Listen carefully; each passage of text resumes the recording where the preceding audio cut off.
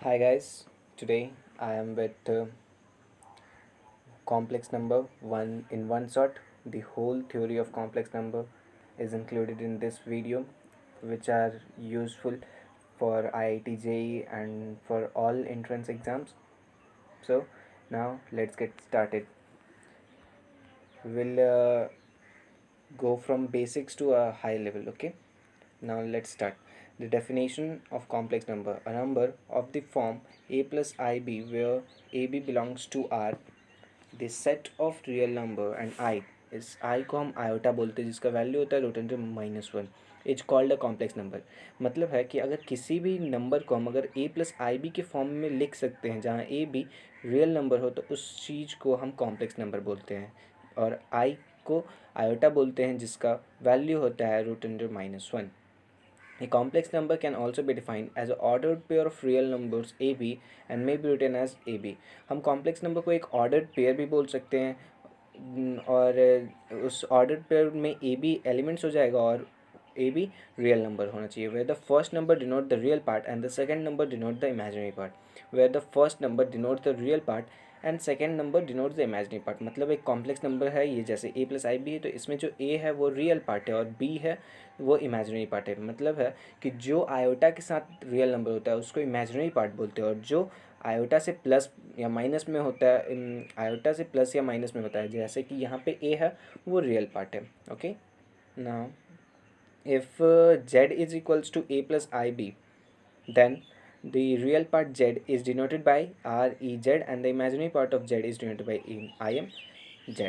ये बहुत इंपॉर्टेंट है। अगर z एक कॉम्प्लेक्स नंबर है जिसको हम लिख सकते हैं a प्लस आई बी, तो वहाँ पर हम रियल पार्ट ऑफ z को डिनोट करेंगे R E of z and imaginary part of z को डिनोट करेंगे I am of z। Okay, now the complex number z is said to be purely real if imaginary is equals to 0। ये बहुत important concept है। If a complex number को हम purely real कब बोलेंगे, अगर उसका इमेजिनरी पार्ट जीरो, और प्योरली इमेजिनरी कब बोलेंगे, जब उसका real part zero. Okay, note that the complex number zero is purely real and purely imaginary. एक जीरो जो कॉम्प्लेक्स नंबर है उसको हम जीरो प्लस आई जीरो के फॉर्म में लिख सकते हैं, वो नंबर प्योरली रियल और प्योरली इमेजिनरी होता है। तो ये आईआईटी में एक एमसीक्यू बन के आ सकता है कि कौन सा नंबर है जो प्योरली रियल भी होता है और प्योरली इमेजिनरी भी होता है। ओके, तो हमारा आंसर हो जाएगा zero. Now it is the only complex number with this property. यही एक कॉम्प्लेक्स नंबर है जो purely real and purely imaginary के साथ होता है। Now come to next, we denote the set of all complex number by c. ये बहुत बेसिक्स है जो बहुत किसी को पता भी रहता है, बट नहीं पता तो यहाँ से आपको पता चल जाएगा कि हम सेट ऑफ कॉम्प्लेक्स नंबर को सी से डिनोट करते हैं, रेशनल नंबर के सेट को क्यू से डिनोट करते हैं। ओके, ये बहुत स्टैंडर्ड नोटेशन है। रियल नंबर के सेट को आर से डिनोट करते हैं, नेचुरल नंबर के सेट को एन से डिनोट करते हैं, होल नंबर के सेट को डब्ल्यू से डिनोट करते हैं। Okay, two complex number z1 is equals to a1 plus ib1 and z2 is equals to a2 plus ib2 are said to be equal। ये दोनों कॉम्प्लेक्स नंबर इक्वल कब होगा, जब उसका रियल पार्ट दोनों का इक्वल हो और इमेजिनरी पार्ट दोनों का इक्वल है। ओके, ना come to algebraic operations with complex number. Complex number में एल्जेब्रिक ऑपरेशंस, एल्जेब्रिक ऑपरेशंस यहाँ पे क्या है, multiplication, addition, subtraction, reciprocal. Okay, और भी बहुत सारे होंगे। तो हमारा एडिशन कब कैसे होगा, सिंपल रियल पार्ट को रियल से ऐड कर देना और इमेजिनरी पार्ट को इमेजिनरी से ऐड कर देना है। सब्ट्रैक्शन वैसे ही रियल को रियल से, इमेजिनरी को इमेजिनरी से। मल्टीप्लिकेशन में सिंपल प्रोडक्ट रूल लगा दो, ए को पहले सी से करो, फिर आयोटा डी से, फिर आयोटा बी को सी से, फिर आयोटा डी से, तो ये हमारा आ जाएगा ऐसे। और reciprocal, if at least one of a plus a b is non zero then the reciprocal of a plus i b is given by. हम सारे जानते हैं कि हम किसी भी अगर रैशनल नंबर को डिनोट कर रहे हो और उसमें इरेशनल नंबर रूट वाले नंबर्स डिनोमिनेटर में नहीं आ सकते, हम उसको रेशनलाइज करके न्यूमरेटर में पहुंचा देते हैं। तो वैसे ही हम यहाँ पर ए प्लस आई बी है उसको डिनोमिनेटर में नहीं कर सकते, इसीलिए हम उसके कॉन्जुगेट वाले पार्ट से मल्टीप्लाई और डिवाइड कर देते हैं। अब कॉन्जुगेट क्या होगा हम आगे समझ में आ जाएगा।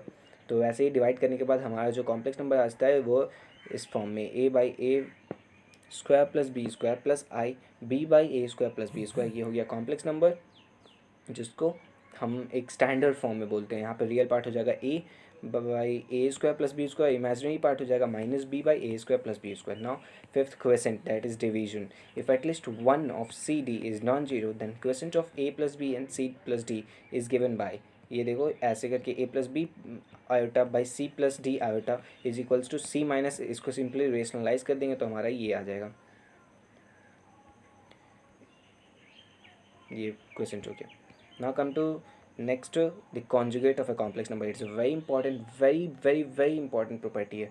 इसमें कॉन्जुगेट होता है, सिंपली कॉन्जुगेट का मतलब होता है उसका मतलब हम अगर एक जेड है, एक कॉम्प्लेक्स नंबर है ए प्लस आई बी के फॉर्म में, और उसका अगर कॉन्जुगेट डिनोटेड होता है जेड के ऊपर एक छोटा सा बार टाइप का साइन देना है, और उसका सिंपल कॉन्जुगेट हो जाएगा, इमेजिनरी पार्ट है उसका साइन चेंज हो जाएगा। मतलब अगर वो पॉजिटिव है तो नेगेटिव हो जाएगा, अगर वो नेगेटिव है तो पॉजिटिव हो जाएगा सिंपली। सो ये बहुत ही ईजी प्रॉपर्टी है, easy concept, that is conjugate of a complex number. Now come to the property of conjugate of a complex number. ये properties बहुत इंपॉर्टेंट है। अगर z1 इक्वल्स टू z2 है तो उसका कॉन्जुगेट भी इक्वल होगा। Okay, now come to second property, z एक कॉन्जुगेट है, अगर उसका भी कॉन्जुगेट करते तो वो रियल देता है। सही, ठीक है।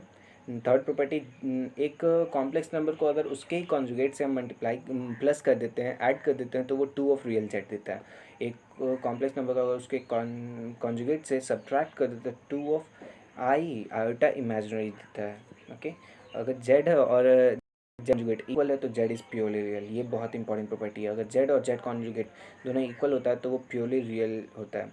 इफ़ जेड और plus z conjugate is zero then z is purely imaginary. ये दोनों बहुत इंपॉर्टेंट कॉन्सेप्ट्स हैं।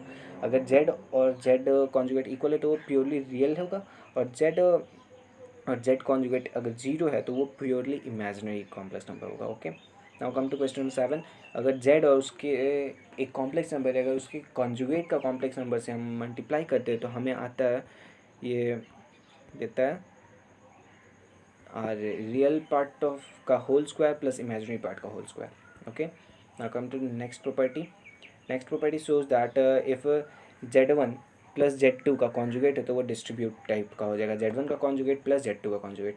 सिमिलरली z1 माइनस z2 का होल कॉन्जुगेट है तो z1 का कॉन्जुगेट माइनस z2 का कॉन्जुगेट हो जाएगा, और z1 z2 का होल कॉन्जुगेट है तो z1 मल्टीप्लाइड z2 का दोनों का कॉन्जुगेट होगा। सिंपली ये प्रॉपर्टी है। Okay, now come to next, z1 by z2 का होल कंजुगेट है तो z1 conjugate by z2 conjugate, where z2 obviously z2 conjugate equal not equals to 0. Okay, now come to question property number 12, that is if pz is equals to a0 plus a1z plus a2z square plus a up to an z to the power n, where a0 a1 a up to an and z are complex number, then pz का conjugate हो जाएगा a0 का conjugate plus a1 का conjugate z1 plus a2 का। ये भी बहुत important property है, बहुत बारी यूज़ होता है, यानी p का कॉन्जुगेट और z का conjugate. Okay, where p z is equals to a, ये बहुत इंपॉर्टेंट प्रॉपर्टी है,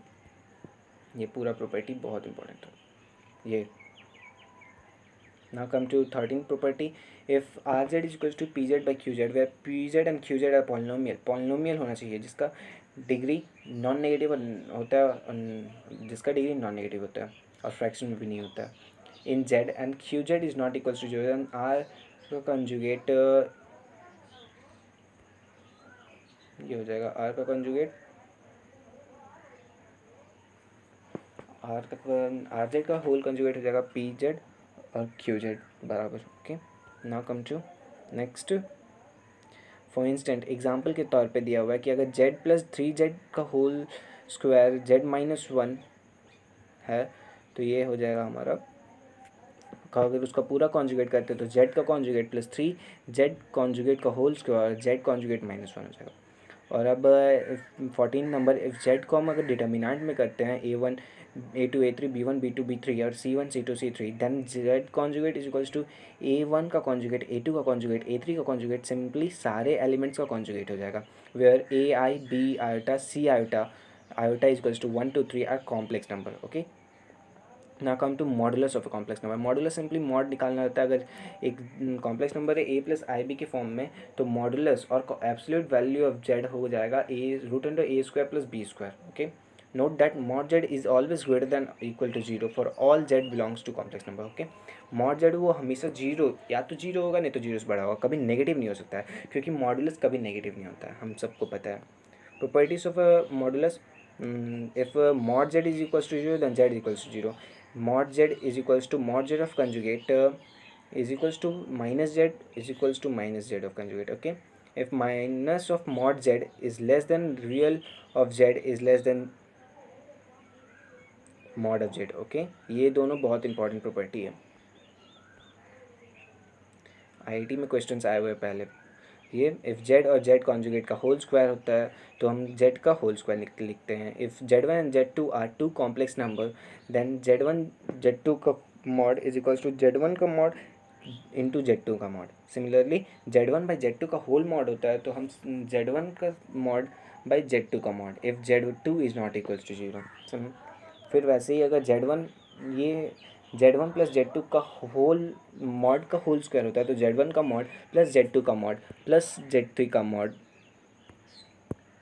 plus z one not z three plus z one conjugate into z two plus z one into z two conjugate. ये भी important property हो, इसको ऐसे भी लिख सकते हैं जेड वन का मॉड का square plus z two mod का square plus two real of z one z two का कॉन्जुगेट। 9 नंबर में सिमिलरली ऐसा ही ये भी हो जाएगा, दैट इज जेड वन का स्क्वायर प्लस जेड टू का whole square minus two real of z one z two का कॉन्जुगेट। मीन्स पहले वाले में पॉजिटिव है, यहाँ से नेगेटिव हो जाएगा।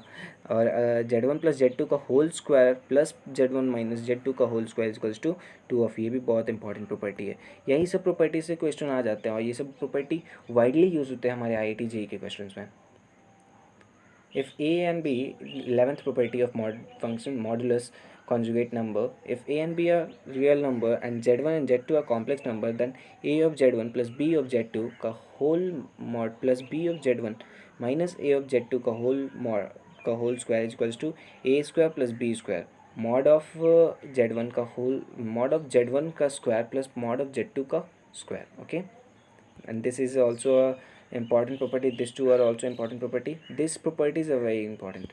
ट्राइंगल इनइक्वालिटी, ये ट्राइंगल इनइक्वालिटी ये काफ़ी यूज़ होता नहीं है बट क्लास 12th का कॉन्सेप्ट है। If z one z two are two complex number then mod of z one plus z two is less than equals to mod of z one plus individual mod of z one plus z two. Okay, the equality holds if and only if z one dot z two is greater than और equals to 0। In general, Z1 plus Z2 up to Zn is less than or equals to Z1 individual mod of Z1 plus Z2 up to Zn, and the sign equality sign holds if and only if the ratio of any two non-zero terms is positive. Okay, now come to question number 14, that is question not, it's a property number 16 of mod functions. Mod of Z1 minus Z2 is less than equals to z one plus z two. ये भी बहुत important property है। और वैसे ही 15th property हो गया, mod of individual mod of z one minus z two is less than individual mod of z one plus z individual mod of z two. Similarly ये भी प्रॉपर्टी है, mod of z one minus z two is greater than equal to mod of z one का mod minus z two का mod का whole mod. Okay, यहाँ से आप देख सकते हैं।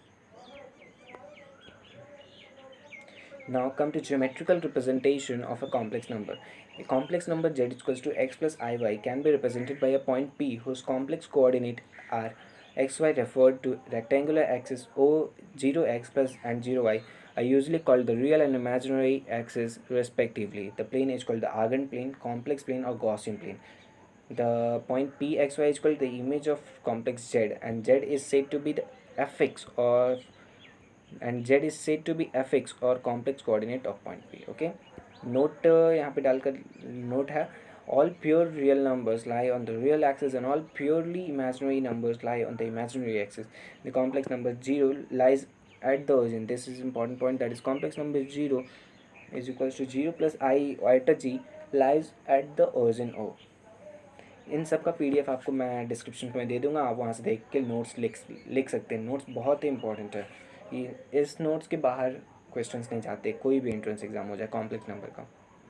We have OP is equals to root under a square x square plus y square. हम इसी को मॉड जेड बोलते हैं। This mod z is the length of OP, mod z को लेंथ बोलते हैं। Now come to next topic of this chapter, that is argument of a complex number. If Z is a non-zero complex number represented by a point P in a complex plane. Then argument of Z is the angle which OP makes with the positive direction of real axis. हम यहाँ पे देखेंगे real axis किसे बोलते हैं और imaginary axis. तो इस ग्राफ में देखिए, इस ग्राफ में है ना, ये जो एक्स एक्सिस है ये रियल एक्सिस डिनोट करता है और वाई एक्सिस ये इमेजिनरी एक्सिस को डिनोट करता है। नाउ फिर से हम जाते हैं स्टेटमेंट में। स्टेटमेंट क्या बोल रहा है, if z then argument of z is the angle which O P makes with the positive direction of real axis. Means argument होता है कि अगर वो पॉजिटिव डायरेक्शन के एक्स एक्सिस से कितना एंगल बनाता है उसी को हम आर्ग्यूमेंट बोलते हैं। ये हो गया हमारा आर्ग्यूमेंट। ओके, नेक्स्ट नोट, यहाँ पे भी एक नोट है, that is argument of a complex number is not unique. ये जो आर्ग्यूमेंट है वो यूनिक नहीं होता, ये डिफर कर सकता है। Since if theta is the value of argument than 2n plus pi theta where n belongs to integer, the set of integers are also the value of argument of z। Means अगर theta एक argument का value है then 2n pi plus theta भी तो वही value होगा क्योंकि इससे वैल्यू चेंज नहीं होता है। The value theta of the argument which satisfies the inequality minus pi theta is greater than minus pi and less than equals to pi is called the principal value of the argument or the principal argument। okay, ये हम principal argument निकालते हैं। जैसे हम एक trigonometric inverse trigonometric में पढ़ेंगे principal value branch, यानी बहुत सारे ब्रांच हो सकते हैं लेकिन वही एक पर्टिकुलर फंक्शन को पूरे वर्ल्ड में माना गया कि वो प्रिंसिपल वैल्यू ब्रांच है। ये एक चार्ट बहुत इंपॉर्टेंट चार्ट है जो मैंने यहाँ पे डाल दिया था आप लोगों के लिए। ये चार्ट में बोल रहा है principal value of for the argument of different position of z in the complex plane. Argument principal value निकालना है आर्गूमेंट का वेरियस कॉम्प्लेक्स प्लेन में। तो पहला है when Z lies in the first quadrant, जब जेड फर्स्ट क्वाड्रेंट में लाई करता है तो वो बहुत आर्गूमेंट निकालना बहुत ईजी है, बहुत ईजी है। ये argument simply tan inverse of y minus x को बोलते हैं आर्गूमेंट। तो ये फर्स्ट क्वाड्रेंट में जब लाई कर रहा है तो बहुत ईजी है, सिंपली वही होगा tan inverse of y minus x y by x. लेकिन जब सब सेकेंड क्वाड्रेंट में आएगा तो उसको आर्ग्यूमेंट को हमको पाई से माइनस करना पड़ता है। तो वो सेकेंड क्वाड्रेंट का जब हमारा थीटा सेकेंड क्वाड्रेंट में चला जाए, यानी अगर थीटा हो जाए 120, 150, 180 और 90 के बीच में आ जाए तब उसको हम सेकेंड क्वाड्रेंट में बोलते हैं। उस समय हमको पाई से माइनस करना पड़ता है कि वो वैल्यू को 0 to 90 के बीच में ला दें। Okay, when z lies in the third quadrant, when z lies in the third quadrant then we have to do minus pi plus tan inverse pi by tan inverse y by x. ये बहुत important है, इसको inverse trigonometry में भी हम use करते हैं। तो यहाँ पे भी याद कर लो, that is if theta lies in the third quadrant then argument of z is given by minus pi plus tan inverse y by mod of y by mod of x। okay, now if the theta lies in fourth quadrant then argument of z is minus tan inverse y by mod y by x। यहाँ पे mod x नहीं है, यहाँ पे सिर्फ x है, इसका भी कोई वैल्यू होगा। ओके, जिसको हम अभी आगे देखेंगे। now thus if z is equals to x plus iy then if z is equals to x plus iy then tan inverse of y by x is, ये देखो ये बहुत इंपॉर्टेंट रिजल्ट्स है ये सब। tan inverse of y by x plus pi हो जाएगा if x is less than 0 और y is greater than equal to 0। Argument of z हो जाएगा tan inverse of y by x minus pi if x is less than 0 और y is less than 0। और argument of z pi by 2 हो जाएगा if x is equals to 0 और y is equals to y is greater than 0। और argument of z minus pi by 2 हो जाएगा if, ये वाला जो है ना ये बहुत इंपॉर्टेंट टेबल है। इस टेबल को अगर आपके दिमाग में अगर ये याद हो जाता है तो कॉम्प्लेक्स नंबर के आर्ग्यूमेंट वाले प्रॉपर्टीज़ कहीं नहीं फंसेंगे। काउजन है a usual mistake committed by the students ही बहुत कैजुअल मिस्टेक कर देते हैं ना कि वो z जो कॉम्प्लेक्स नंबर होता है फॉर्म में x plus i y as tan inverse of y by x irrespective of the values of y, x and y. Kindly remember that tan inverse of y by x lies in the interval of minus pi by 2 by 2 pi by 2 where principal value of